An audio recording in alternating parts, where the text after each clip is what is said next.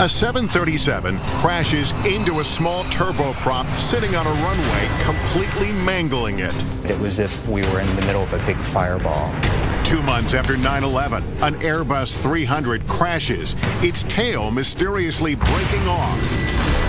How much blood has to be spilled before we take corrective action? Safety does have a price. An L-1011 jumbo jet unexpectedly loses altitude and plunges into the Everglades. What triggers the disaster? Every bit of my clothing was blown right off. Just miles from a runway, a jet runs out of fuel and slams into a hillside.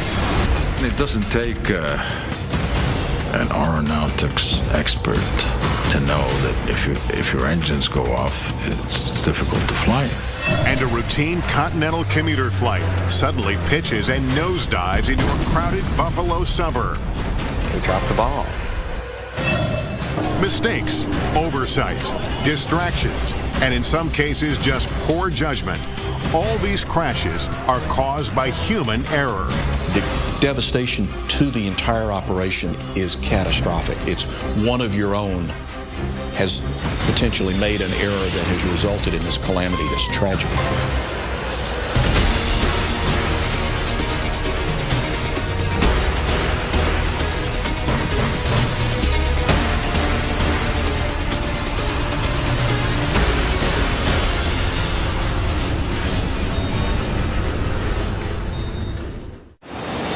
There are many reasons why planes crash: poor weather conditions, mechanical difficulties, and structural failures. But according to a study published by the FAA, more often than not, the cause is just plain human error. Human error shows up in about 80% of aviation accidents. If you find something that's mechanical in an airplane, you can change it. Changing how humans think or how they react under a given set of circumstances is much, much more difficult. In this hour, dramatic animations will put you where no camera has ever been, up close to show how and why these disasters occurred. It appears to be a normal landing as U.S. Air Flight 1493 lowers its main landing gears onto the runway at Los Angeles International Airport. And then, in a flash, that's a hill. The 737 smashes onto a commuter turboprop that is sitting on the same runway, crushing the smaller plane completely. The window next to me started melting.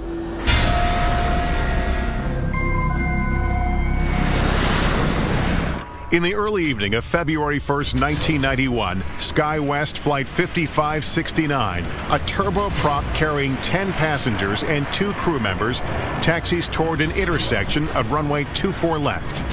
Intersection departures, with particularly for a turboprop, was a means to make their flight more effective, and they could get off the ground faster. At 6:04 p.m., an air traffic controller clears SkyWest onto the runway, but advises the plane to hold its position. And at that point is where one of the big causes of this accident sequence occur. She does not immediately clear them for takeoff. There's a delay. Every second that goes by, there's a mounting threat. That's because minutes earlier, U.S. Air Flight 1493, a 737 that began its journey in Syracuse, New York, had been cleared to land on that same runway. All they see is the menagerie of lights. It looks, in their mental picture, it looks like a normal landing runway. And as they're flying closer and closer, they still can't discern airplane lights from runway lights. They're all the same color. The Boeing 737's main landing gears touch down. Then, as the nose lowers, the landing lights reveal the turboprop. That's the first time the captain sees the plane. That's a hill. There's an explosion on impact, and the small plane bursts into flames. But the 737 can't stop. At 70 miles per hour, it skids and finally crashes into an abandoned firehouse. The floor was heaving, and the smoke burst right in front of my jump seat. It was as if we were in the middle of a big fireball. Every passenger window was illuminated orange. But I can see every passenger that can possibly have a view of me staring at me, looking for an answer. Flight attendants began shouting orders to evacuate, but because of the raging fire, none of the left exit doors can be used. The front right exit door is damaged and won't stay open. Only a few are able to escape from there. We jumped off the aircraft. I pushed the first person off the aircraft because I figure it's either you break your leg or you will not see your legs. The right wing exit becomes blocked, leaving only one more exit for passengers to escape, the right rear exit. In all, 67 of the 89 passengers and crew make it out alive. But not everyone makes it through the exit doors. We took a position on the nose of the airplane, and we happened to see that the co-pilot of the plane was trying to get out of the window. I took the ladder, small 12-foot ladder, and put it up to the nose of the airplane. And I was able to take a few steps up and help the co-pilot out, pull him out, and cradle him like a baby, bring him down, and then walk him with another fireman to safety. The captain and the senior flight attendant are among the victims. I remember feeling just a lot of sorrow. That two of my crew members died, that so many passengers died. With the focus on the 737, few even know there's a crushed turboprop underneath it. The small plane is twisted and mangled beyond recognition. There are no survivors. I did not know that we hit another aircraft until we were in the terminal, and they were doing triage on us. And I asked about the crew, and they said, "Which crew?" Investigators immediately began the grim task of finding out what went wrong. John Cox, who is now an MSNBC aviation analyst, was an investigator for the Airline Pilots Association at the time. As an aircraft accident investigator, it's one of the tougher ones that I have worked because there were still, some of the bodies were still in there. These things are always catastrophic to work, but it is absolutely vital that a group of people do this job so that we understand what happened and don't have a reoccurrence. While poor visibility from the tower to the runway and glare shining into the tower are part of the problem, investigators focus on air traffic control. Air traffic controllers, as a matter of routine, multitask. 929, take Victor, right turn 31 right and hold short of whiskey. They're issuing landing clearances, takeoff clearances, so the multitasking on that evening would not have been unusual. It is very unusual for a controller not to remember that they have an airplane in position on a runway. But according to the NTSB, that is exactly what happened.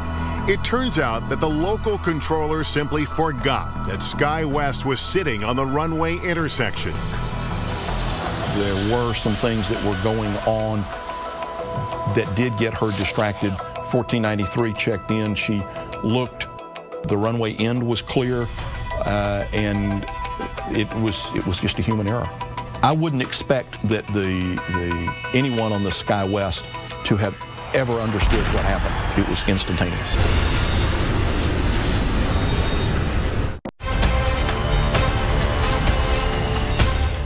When U.S. Air Flight 1493 crashes into SkyWest Flight 5569, the aftermath is horrific. 22 people on the U.S. Air flight, including the captain, are killed. All 10 passengers and 2 crew members in the small SkyWest plane also die. I wouldn't expect that anyone on the SkyWest to have ever understood what happened. It was instantaneous. At the NTSB hearings, the air traffic controller, Robin Washer, testifies that she initially thought it was an act of terrorism. U.S. Air 1493 came over the threshold normally. When the aircraft blew up, I assumed that the aircraft had a bomb on board, then it blew up. Then Washer remembers another plane was on the runway. I went to the ground control and I said, see if you're in contact with SkyWest 569. I went to the supervisor and I told her, I said, this is what I believe U.S. Air did. She has a responsibility to ensure its safety from other traffic. That didn't happen. The sound was almost overwhelming. David Kelly, the surviving first officer, testifies that he and the captain were never made aware of another plane on the runway. As far as we could tell, there was nothing down the runway anywhere. That airplane all of a sudden showed up out of nowhere. The cabin lights went out, the emergency lights came on. For Flight Attendant Bill Ibarra, who was critically injured, the hearing is an emotional experience. I was filled with gratitude when passengers who survived came over and thanked me for my actions. As a consequence of the collision, intersection departures at night are no longer permitted. And while on the runway, pilots are encouraged, though not required, to remind air traffic control that they are waiting for instructions. These types of procedures were completely capable of being done before the accident. This was a totally preventable accident. Across the country, and nearly 2 decades later, another crash caused by human error. Continental Connection Flight 3407 nears the Buffalo Airport for landing. The turboprop suddenly pitches up, stalls, and goes into a series of terrifying rolls. The pilot fights to gain control, but the plane plummets 1,600 feet into a house. This aircraft was 5 miles out, and all of a sudden we have no response to that aircraft.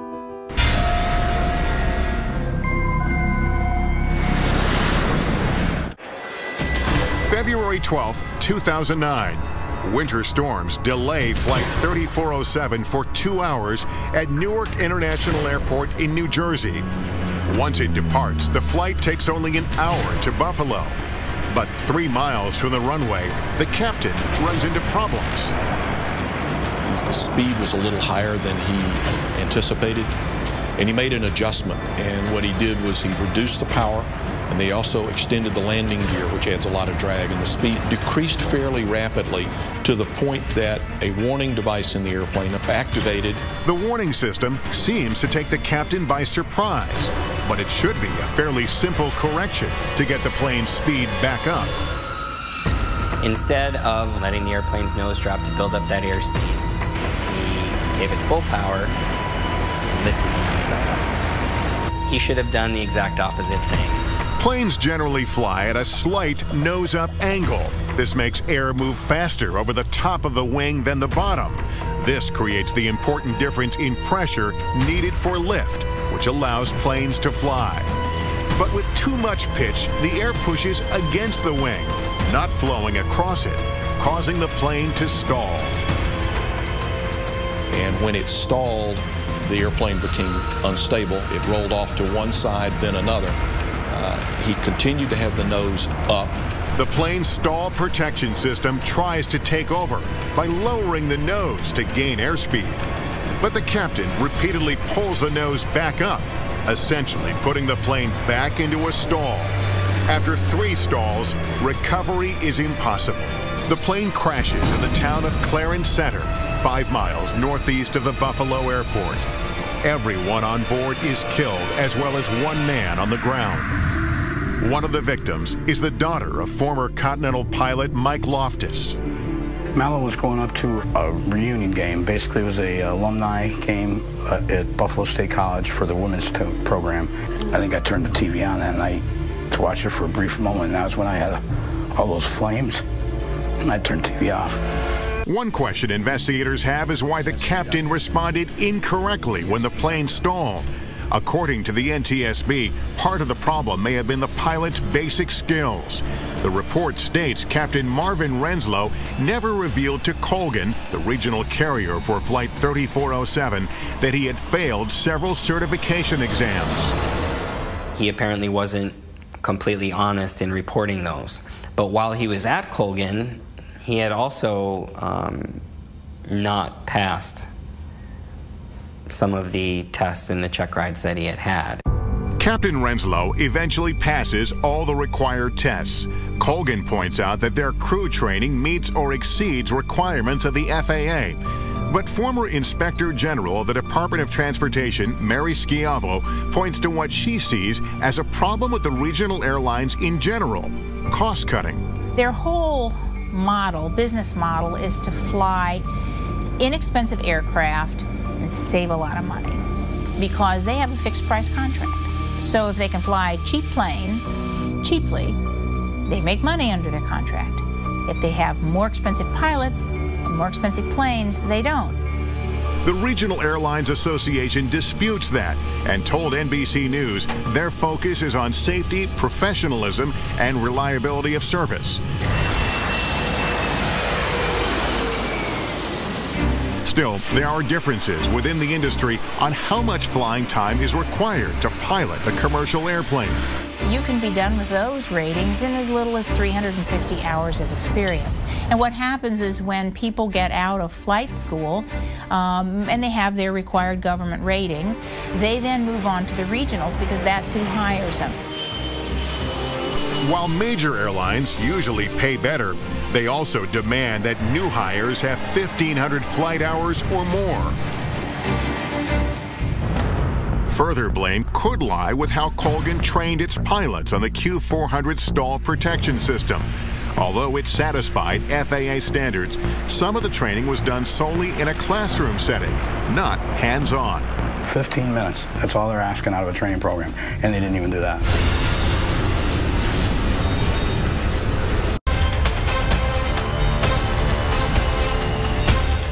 When Continental Connection Flight 3407, operated by Colgan Air, crashes into a Buffalo suburb on a wintry February night in 2009, there are no survivors. The tragedy raises many questions. The airspeed decreased, and after further pitch and roll excursions, the airplane pitched down and entered a steep descent from which it did not recover. One question investigators have is why the captain responded incorrectly when the plane stalled. According to the NTSB, part of the problem may have been the pilot's basic skills. The NTSB report also focuses on crew fatigue. Both the captain and co-pilot spent the night not in a hotel or their own beds, but instead in a crew lounge, against Colgan policy. And once behind the controls, they violated the sterile cockpit rule, which may have been the cause of their distraction. During takeoffs and approach to landings, the pilot and the co-pilot, the entire crew, can talk about nothing but the flight at hand. The idle conversation that was going on seems to have distracted them long enough for the aircraft to get to that point where it was a jarring moment that caused them to react. The crash sparks enough debate that in the summer of 2010, the president signs a bill passed by Congress requiring commercial pilots have a minimum of 1,500 hours of flying time. But even beyond that, there are a score of other safety provisions. They would require the FAA to get much more tough on pilot fatigue. They would require that the airlines disclose who's actually operating their flights so that no longer could people buy a ticket on Colgan without knowing it. So this legislation is very significant. The companies let them down a lot. They didn't give them the tools they needed, I think, is really what it came down to. You got two relatively inexperienced pilots. It's the fact of life. 8 years earlier, there was another air disaster over New York, also caused by human error. An Airbus A300 takes off from JFK Airport to Santo Domingo in the Dominican Republic. Soon after takeoff, the plane encounters severe turbulence. It rolls, pitches, and then suddenly the tail snaps off. The plane nosedives into a residential area in Queens, New York. All the people that were on that airplane went for a very harrowing ride in the last minute of flight going into the ground. All 260 people on board are killed, as well as 5 people on the ground, leaving investigators wondering how and why the tail would snap off an airplane.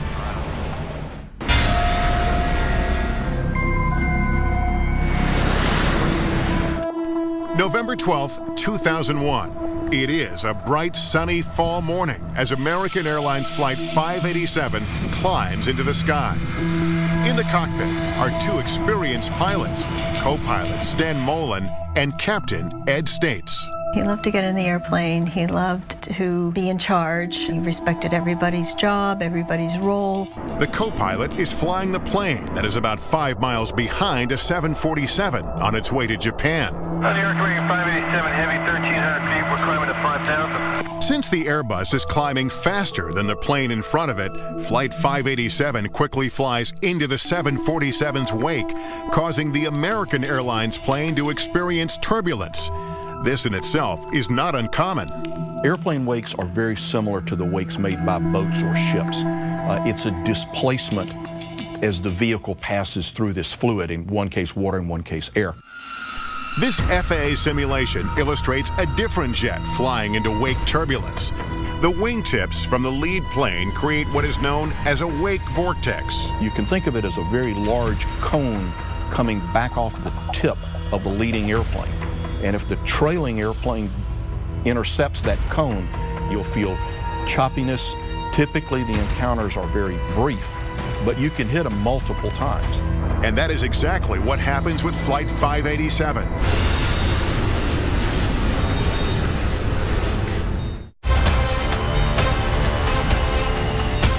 An Airbus A300 takes off from JFK Airport to Santo Domingo in the Dominican Republic. Soon after takeoff, the plane encounters severe turbulence. It rolls, pitches, and then suddenly the tail snaps off. The plane nosedives into a residential area in Queens, New York. All 260 people on board are killed, as well as 5 people on the ground, leaving investigators wondering how and why the tail would snap off an airplane. The co-pilot is flying the plane that is about 5 miles behind a 747 on its way to Japan. Since the Airbus is climbing faster than the plane in front of it, Flight 587 quickly flies into the 747's wake, causing the American Airlines plane to experience turbulence. This FAA simulation illustrates a different jet flying into wake turbulence. The wingtips from the lead plane create what is known as a wake vortex. There are 2 wake encounters. Although invisible to the eye, they are displayed here in our animation. The first wake causes the plane to roll to the left, and the co-pilot quickly puts it back on course. But then, 15 seconds later, the plane is caught in a second wake. When this pilot got into the wake turbulence, the airplane started to roll. He put in flight control corrections that he thought was necessary to get the airplane back to a wings level state. But instead of leveling out, the plane moves violently on all 3 axes of flight. Left and right rolls, side-to-side motion, and up and down. Then, the unthinkable happens. The tail snaps off. The plane banks left and plummets into a residential neighborhood in Belle Harbor, Queens.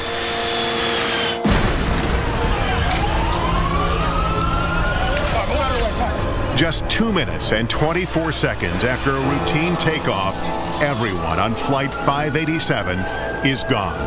Go ahead. Yeah, just to let you know, we saw a huge, tremendous amount of black smoke south of Long Island.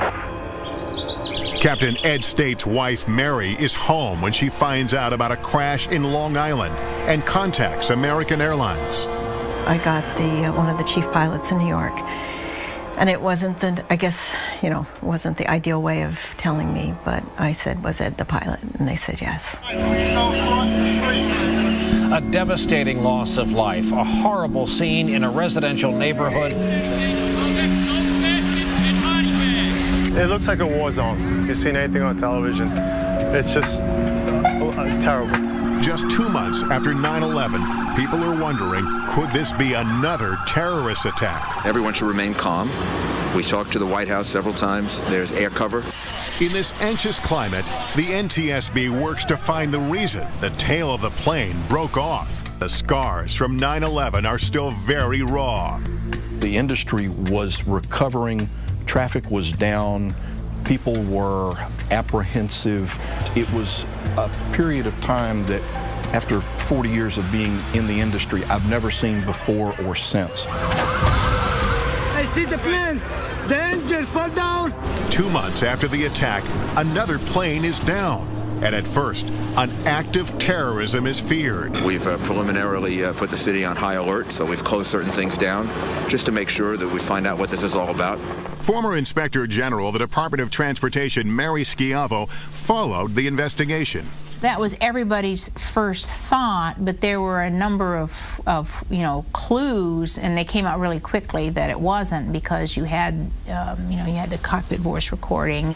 And then when they found part of the plane was detached from the plane itself, I mean, you knew right away, because pieces of the plane just are not ever supposed to fall off.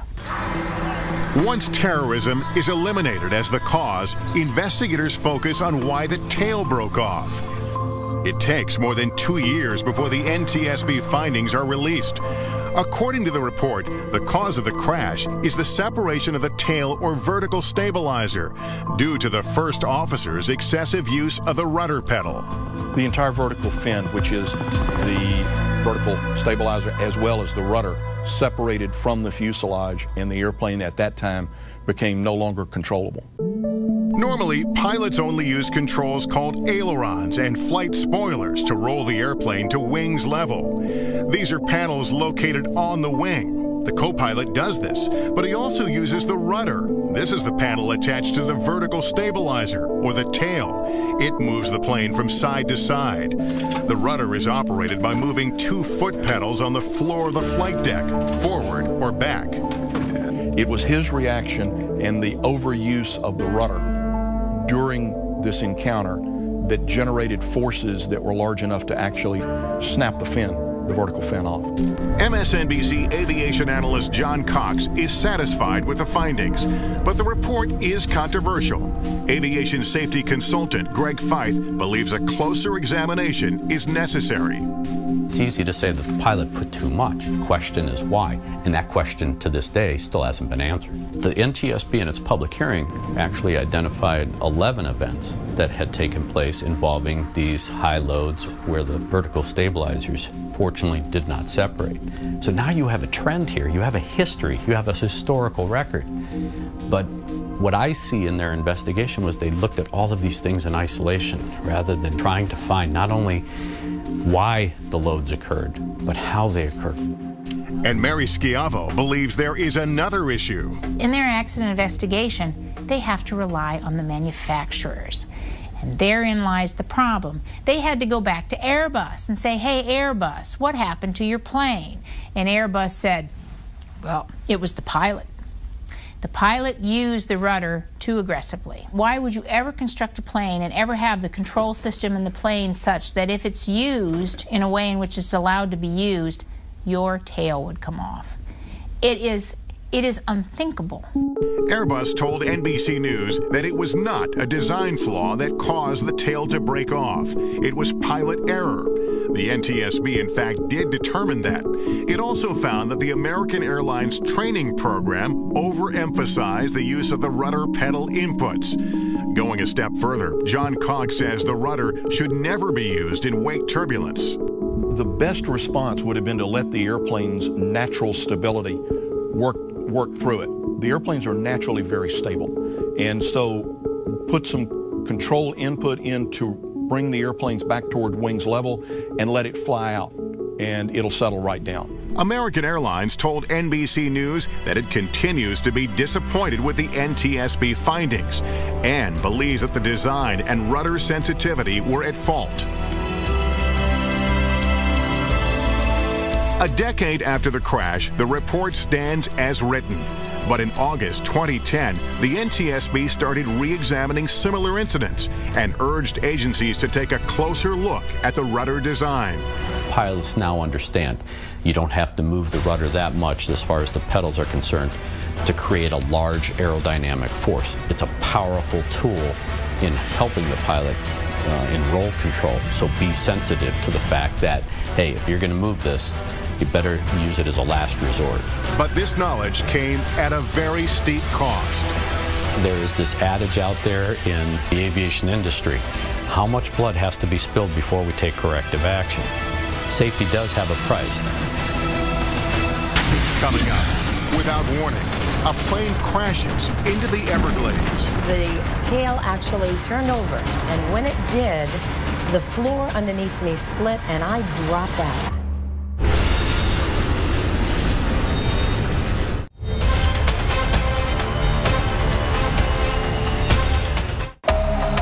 A jet is flying over the Florida Everglades while the crew is trying to fix a problem with the nose gear. It shouldn't be a crisis situation, but it quickly becomes one. The L-1011 crashes into the swamp, killing more than 100 people. What amazed me was they said that it was unsurvivable. How do you come out of that?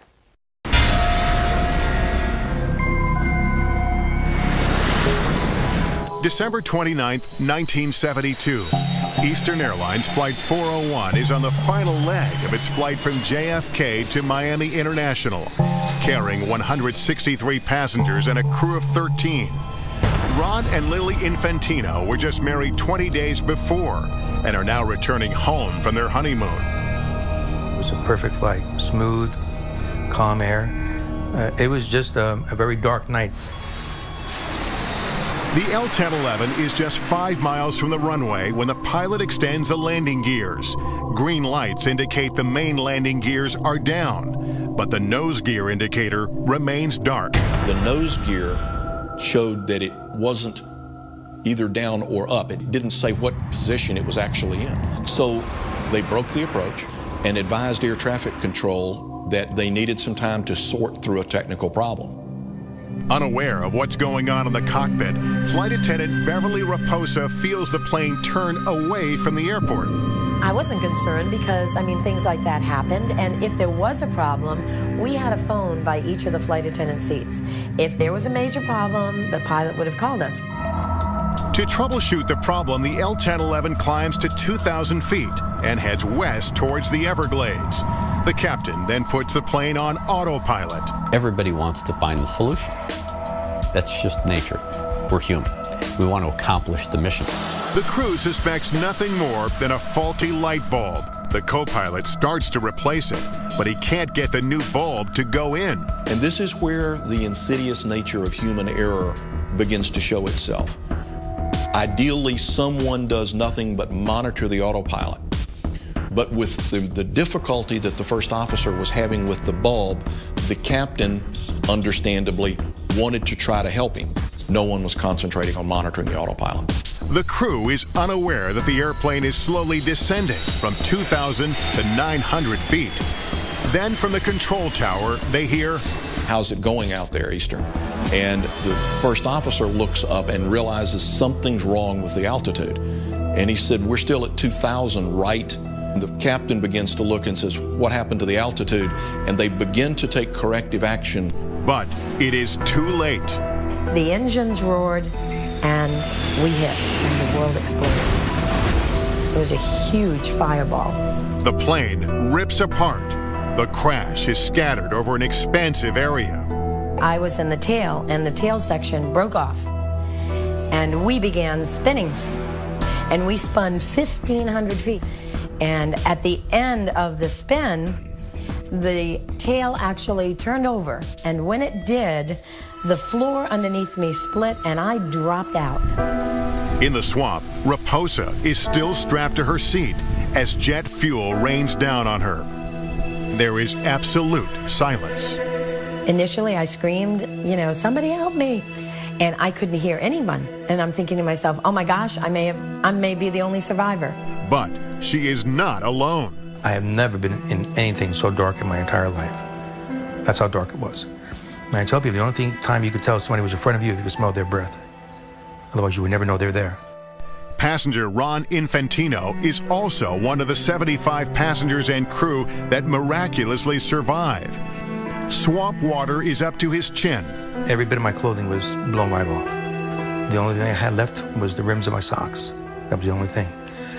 And I thought it was a nightmare. I couldn't believe. I was totally in shock. And then, of course, I'm yelling for my wife, and that was the last I ever saw of her. I never saw her again. Ron's wife, Lily, actually survives the impact, but is knocked unconscious and drowns face down in the water. The captain and co-pilot are also killed, along with 98 others.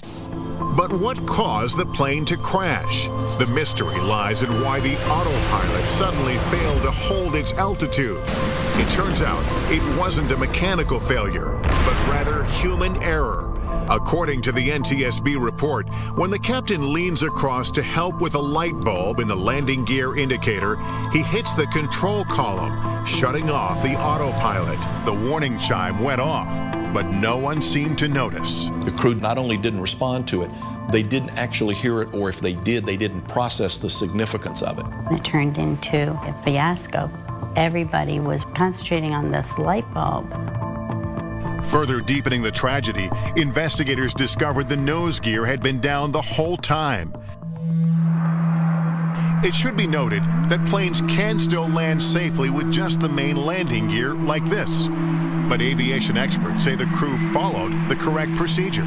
Pilots always carry reserve fuel on the airplanes so that there wasn't a pressing time criticality of we have to go land now. If they landed with the nose gear up, it's going to cause damage to it. It's going to be out of service for a period of time. There's going to be an investigation. Out of this 1972 tragedy came Crew Resource Management, or CRM, a training requirement that now ensures that someone must always monitor the airplane flight path. If there's a problem today, that crew resource management means the captain has to designate somebody to stay in control of the plane while they try to resolve the problem, whether it's in the cockpit or whether it's in the cabin. Improvements have also been made to the autopilot. The warning system is louder and more force is required to disengage it. They were so distracted with the light bulb that nobody, literally nobody, was flying the plane. Could you imagine?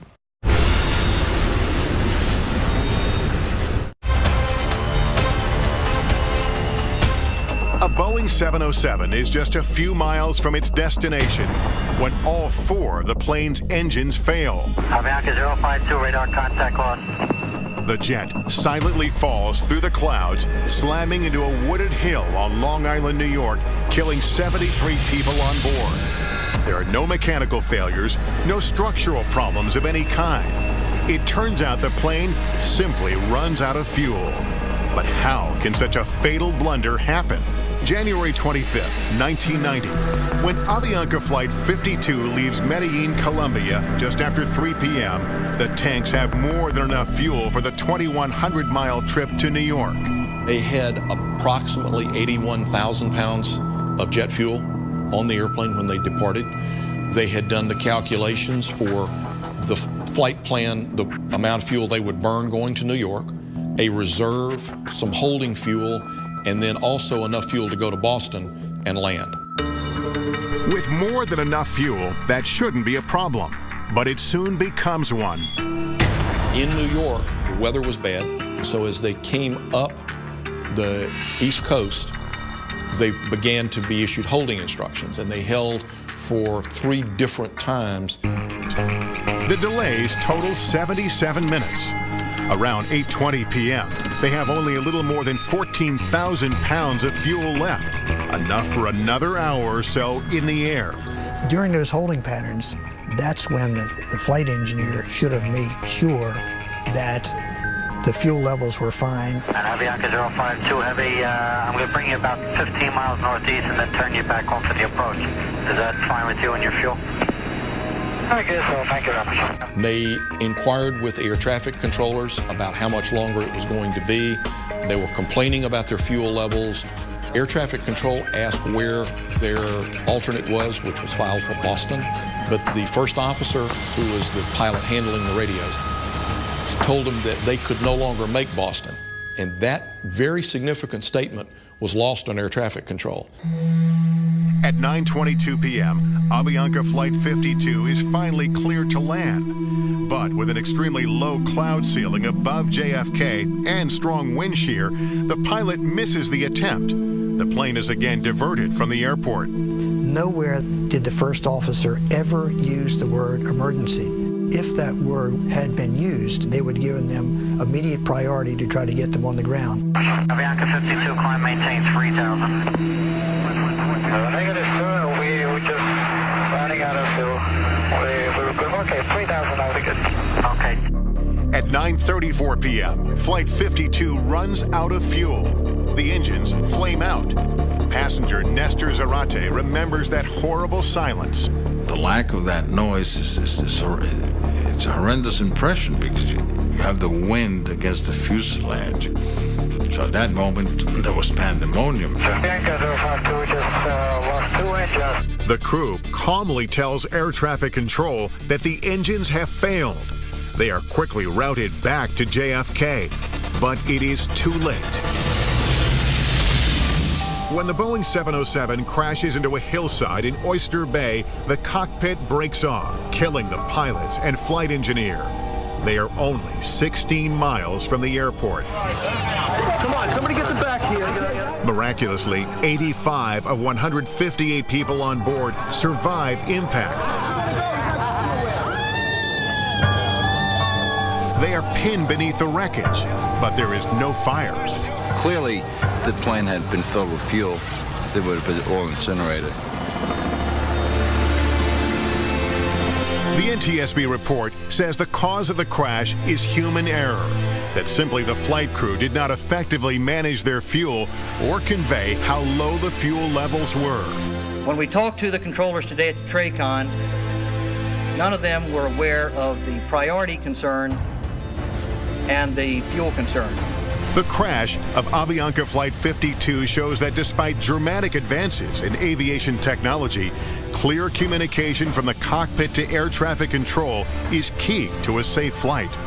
I think that our crew should have been more aggressive, more transparent in expressing the need to have a preferential treatment that night. Astonishingly, many of these crashes, as we've seen, were survivable. But recovery can be a lifelong process. You'll be all right. Everybody was demolished physically and psychologically by the crash. So surviving a crash is a miraculous event, and one has to be grateful that God or destiny or is giving you a second chance, but there's a price to that.